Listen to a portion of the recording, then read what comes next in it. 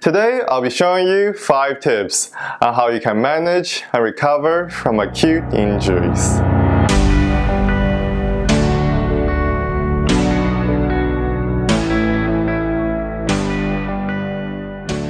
Hi, I'm Fred with Physio Explain, where we help you understand medical conditions and learn self-management strategies. If you're new to this channel, make sure to subscribe. Now, let's jump into it. Injury management in the early stage has been centered around the acronym POLICE. P stands for protect. And what this means is we want to protect our site of injury from further damage. And we can achieve this by avoiding engagement in any aggravating activities or any activities that causes us pain. For example, after an acute ankle sprain, initially we may find it painful to walk on the injured foot. So in situations like this, we may want to find a walking aid. For example, a pair of crutches or finding a walking boot. So in this early stage, it's recommended to see pain as the brain yelling at us and trying to protect us from further tissue damage. O and L stands for optimal loading. Optimal loading can mean different things dependent on the type of injury we experience. So for example, with a fracture which has been reduced, in the early stage, it is recommended to avoid excessive loading of the bone, because by loading the bone, we may potentially lead to micro-movement of the bone itself, leading to malalignment.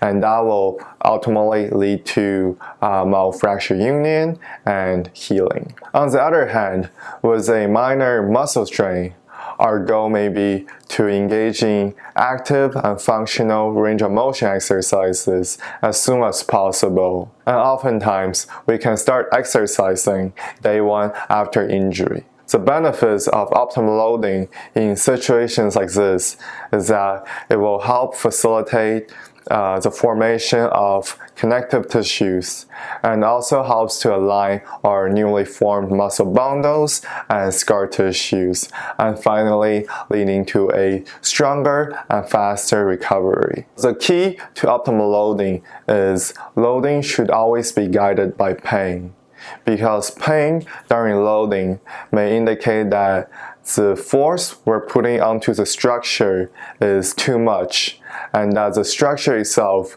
is unable to withstand the amount of pressure being put on it. The phrase "no pain, no gain" does not really work in this situation. If we actually try to push through pain, we may potentially end up re-injure our site of injury, or even leading to further damage. I, C, and E stands for ice, compression, and elevation.